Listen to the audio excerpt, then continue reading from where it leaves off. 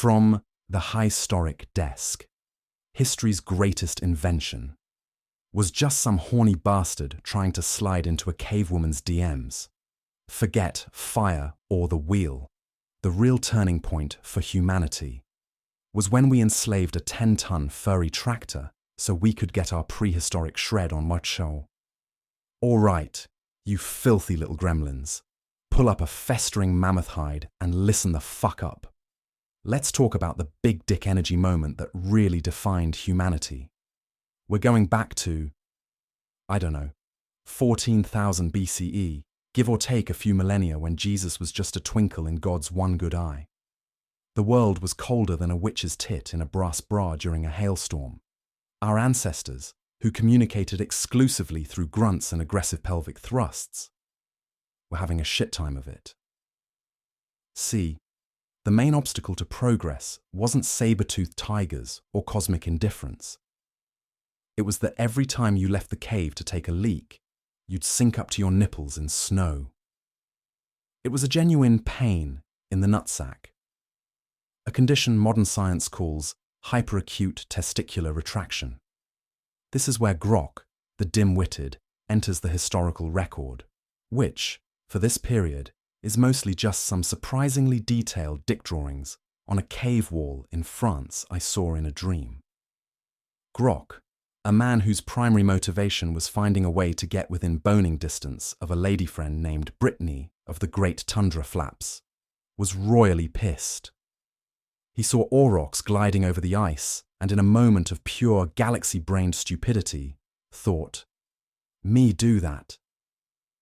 He grabbed a couple of giant elk femurs.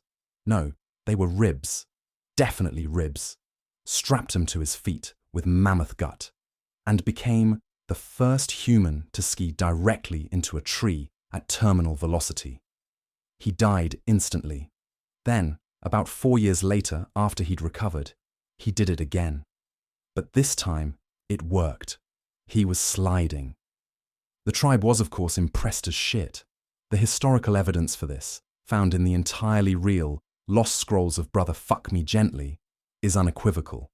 Now, skiing was cool and all, but it had a fatal flaw: cardio. You'd shuss down some virgin powder like a Neolithic god, but then you'd have to herringbone your sweaty ass all the way back up. That is, as the ancient texts say, total balls. Humanity's default setting is, and always has been, bone idleness. So Grok's half-cousin, Thad, a man whose tactical genius was usually limited to figuring out which end of a rock to bang other rocks with, looked at a woolly mammoth. He didn't see food. He didn't see a source of leather or ivory. He saw a furry, 10-ton, all-terrain ski lift with a built-in defroster. The idea was simple. Get the big, hairy bastard to drag your lazy ass up the glacier. The first attempts were, naturally, a goddamn rodeo of carnage. Imagine tying a rope to a living, breathing bulldozer that's just been startled by a raccoon. Cavemen were launched into low Earth orbit. The resulting new constellation, La Dumbass Major, is still visible today if you've had enough fermented berries. But after a few generations of watching their relatives get turned into chunky red paste, they cracked the code.